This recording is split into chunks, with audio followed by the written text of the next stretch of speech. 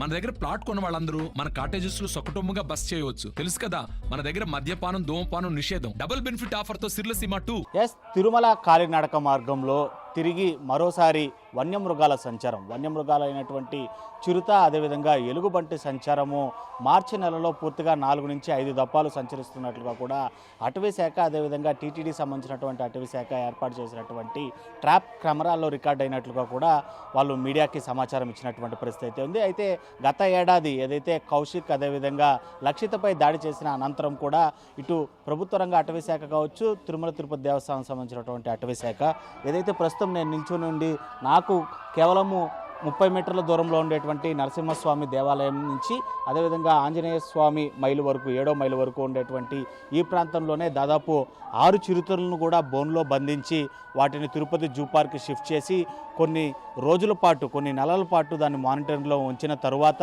లక్షితపై దాడి చేసినటువంటి చిరుత ఏది అని ఇటు ల్యాబ్ రిపోర్ట్స్ వచ్చిన అనంతరం కూడా ఆ చిరుతను మాత్రమే ఇటు జూ పార్క్లో ఉంచి మిగిలిన చిరుతల్ని ఇటు విశాఖ అదేవిధంగా హైదరాబాద్ జూలకు దట్టమైన అటవీ ప్రాంతాలకు వదిలిపెట్టినటువంటి పరిస్థితి ఉంది. అయితే ఆ చిరుతల బెడద తప్పింది అనుకున్నటువంటి శ్రీవారి భక్తులకు ఇవాళ కలకలం రేపుతూ కూడా పూర్తి స్థాయిలో మరో చిరుత మరో ఎలుగుబంటి ఇటు తిరుమల అలిపిరి కాలినడక మార్గంలో మరోసారి సంచరిస్తున్నాయనేటువంటి వార్త మరి కాస్త శ్రీవారి భక్తుల్లో ఒకంత ఆందోళన కలిగించేటువంటి విషయంగానే చెప్పొచ్చు.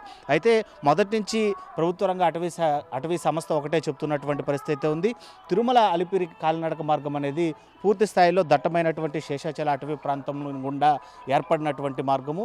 ఈ మార్గం అనేది ఈ అటవీ ప్రాంతము మధ్య మార్గం నుండి కూడా వెళ్తుంటుంది కాబట్టి ఈ అటవీ ప్రాంతంలో క్రూరమైనటువంటి మృగాలు అనేక ఏండ్లుగా గడిచినటువంటి అనేక ఏండ్ల నుంచి కూడా ఇక్కడ స్థిర నివాసం ఏర్పరచుకుంటూ కూడా వాటి ఆహార నిమిత్తం కూడా ఇటు నుంచి అటు నుంచి ఇటు అంటే నడక మార్గం నుంచి ఇటువైపు ఉన్నటువంటి అటవీ ప్రాంతం కావచ్చు, అటువైపు ఉన్నటువంటి అటవీ ప్రాంతం వద్దకు తిరుగుతూ ఉండడం సంచరిస్తూ ఉండడం సర్వసాధారణం. అయితే గతంలో ఎప్పుడు కూడా ఇవి భక్తులపై దాడికి పాల్పడలేదు. అయితే గడిచినటువంటి కొద్ది రోజులు అంటే గత ఏడాది జరిగినటువంటి కౌశిక్ లక్షితపై దాడి అనంతరం కూడా ఇటు అటవీ శాఖ కావచ్చు టీటీడీ కావచ్చు ఒకంత అలర్ట్ అయింది. మరోసారి ఏ భక్తుడిపైన కూడా ఈ వన్యమృగాలు దాడి చేయకుండా ఉండటానికి కావాల్సినటువంటి అన్ని ఏర్పాట్లను కూడా చేస్తూ వచ్చింది. ఒకవైపు ట్రాప్ కెమెరాలు ఏర్పాటు కావచ్చు, బోన్ల ఏర్పాటు కావచ్చు, అదేవిధంగా 24/7 మానిటరింగ్ సిస్టమ్స్ ఏర్పాటుతో సహా ఒక యూనిట్ని దానికోసం ప్రత్యేకించి కేటాయించినటువంటి పరిస్థితి అయితే ఉంది. మరోవైపు 7వ మైల్ నుంచి కూడా నరసింహస్వామి దేవాలయం వరకు కూడా చేతి కలర్ను అందించి భక్తులకి ధైర్యాన్ని నింపేటువంటి కార్యక్రమంతో పాటు భక్తులందరూ కూడా గుంపుగా వెళ్ళాలి, గోవిందనామస్మరణలు చేస్తూ వెళ్ళాలి. వన్యమృగాలు వస్తే కనుక గుంపుగా ఉండేటువంటి పరిస్థితుల్లో వాటి దాడిని అరికట్టేటువంటి పరిస్థితులు ఉంటాయని చెప్పే భావనతో భక్తుల్ని అలిపిరి దగ్గర నుంచి కూడా అలర్ట్ చేసేటువంటి సిస్టమ్ని అయితే మాత్రం తిరుమల తిరుపతి దేవస్థానం కావచ్చు, ప్రభుత్వ రంగ అటవీ సంస్థ కూడా కావచ్చు నేటికి ఫాలో అవుతున్నటువంటి పరిస్థితి ఉంది. ఈ నేపథ్యంలోనే చిరుతల సంచారము పూర్తిగా తొలగిపోయింది అనేటువంటి అభద్రతా భావంతో ఏ భక్తులు కూడా వెళ్ళకూడదు. ఖచ్చితంగా చాలా జాగ్రత్తగా చాలా సురక్షితంగా భద్రంగా గుంపులుగా వెళ్ళాలి అనేటువంటి సూచక బోర్డులను ఏర్పాటుతో పాటు నడక మార్గంలో ఉండేటువంటి మైక్ సెట్ల ద్వారా అనునిత్యం కూడా భక్తులను అలర్ట్ చేసేటువంటి కార్యక్రమాన్ని అయితే మాత్రం తరచూ చేస్తున్నటువంటి పరిస్థితి ఉంది.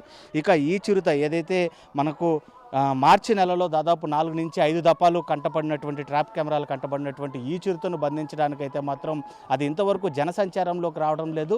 ఏదైతే భక్తుల తాకిడి తక్కువగా ఉండేటువంటి సమయంలో అంటే అర్ధరాత్రి 12 గంటల సమయం దాటిన తర్వాత వేకోజాంలో 3 గంటల వరకు కూడా భక్తులను నిరోధించేటువంటి పరిస్థితి ఉంటుంది. ఈ క్రమంలోనే అవి ఈ కాలినడక బాట ఏదైతే ఉందో ఇటువైపు నేను నిల్చున్నటువంటి అటవీ ప్రాంతం నుంచి అటువైపు అటవీ ప్రాంతానికి వెళ్ళేటువంటి ప్రయత్నాలు చేస్తూ ఉంటాయి. అంటే ఆహారం ఇటువైపు దొరకనటువంటి పరిస్థితుల్లోనూ మరోవైపు వేసవి తాపం మొదలైనటువంటి పరిస్థితి మార్చి చివరాఖరి నుంచే కూడా బగ్గుమంటూ బాణుడు బగబగలు చుమ్ముతున్నటువంటి నేపథ్యంలోనే నీటి ఎద్దడి ఉండేటువంటి పరిస్థితులు అయితే ఉంది. ఎక్కడైతే నీటి సోర్స్ అయితే ఉంటుందో దట్టమైన అటవీ ప్రాంతంలో అవన్నీ కూడా ఎండిపోయేటువంటి పరిస్థితి ఉంటుంది.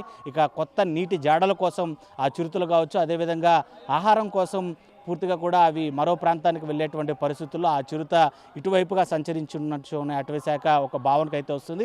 అది కనుక భక్తులకు అప్రోచింగ్గా దగ్గరగా వెళ్ళేటువంటి పరిస్థితులు ఉంటే ఖచ్చితంగా దాన్ని బంధించేటువంటి పరిస్థితులు అయితే ఉంటాయి. అంతవరకు కూడా దానికి స్వేచ్ఛమైనటువంటి వాతావరణంలో వాటికి తిరగడానికి హక్కు ఉంది కాబట్టి వాటిని డిస్టర్బ్ చేసేటువంటి పరిస్థితి అయితే ఉండదు.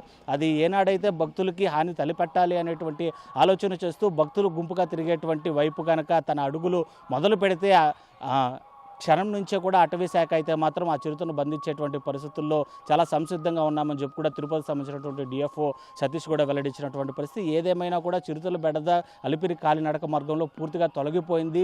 ఇంకా ఏమాత్రం కూడా భయాందోళనకు చెందాల్సినటువంటి అవసరం లేదు అనేటువంటి భావాన్ని భక్తులు పూర్తి స్థాయిలో కూడా తమ మదిలో నుంచి తొలగించి వేయాలి.